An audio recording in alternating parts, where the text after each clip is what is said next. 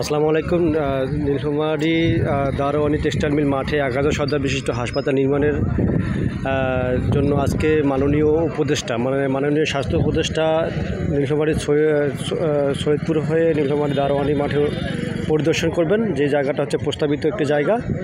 তো এখানে হচ্ছে আপনার মতামত কি? আপনারা হচ্ছে এখানে হাসপাতাল নির্মিত হলে আপনাদের সুবিধা, আপনার মতামত একটু। সুবিধা অসুবিধা বলতে কি, একটা জিনিস হলে যেটা জনগণের জন্য হয় সেটা সার্বিক দিক বিবেচনা করে সব দিক বিবেচনা করা লাগে। যেমন আপনি এই স্থানটাকে যদি বিবেচনা করেন, আপনি লালমনিরহাট, কুড়িগ্রাম, রংপুর, দিনাজপুর, ঠাকুরগাঁও, পঞ্চগড় সব স্থানের মিডিল, এই হিসাবে এই জায়গাটাকে আমি এলাকাবাসী হিসাবে না, এটা সর্বসাধারণের জন্য হিসাব করলে এটা হলো পারফেক্ট জায়গা। আর দ্বিতীয়ত, এই ধরনের একটা প্রতিষ্ঠান হতে গেলে যোগাযোগ ব্যবস্থার একটা বিষয় আছে। যেহেতু বাইরে থেকে ডাক্তার আসবে, চীন থেকে ডাক্তার নিয়ে আসবে, চীনদের একটা বড় অবদান আছে।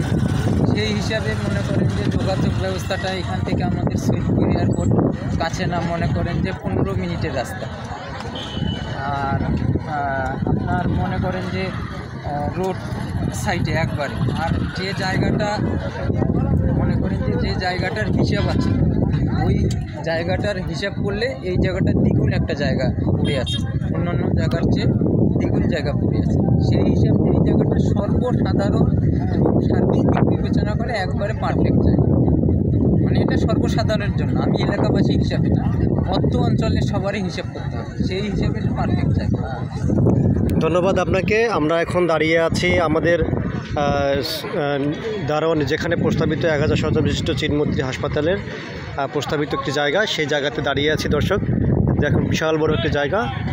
আমার মনে হয় আমাদের এই জায়গাটিতে, এই হাসপাতালটি হলে এদেশের এখানকার জনগণ, এই এলাকার মানুষের অনেক উন্নয়ন হবে। সর্বোপরি আপনাদের সকলকে ধন্যবাদ জানাচ্ছি এবং সাপোর্ট করার জন্য ধন্যবাদ জানাচ্ছি। আল্লাহ হাফেজ।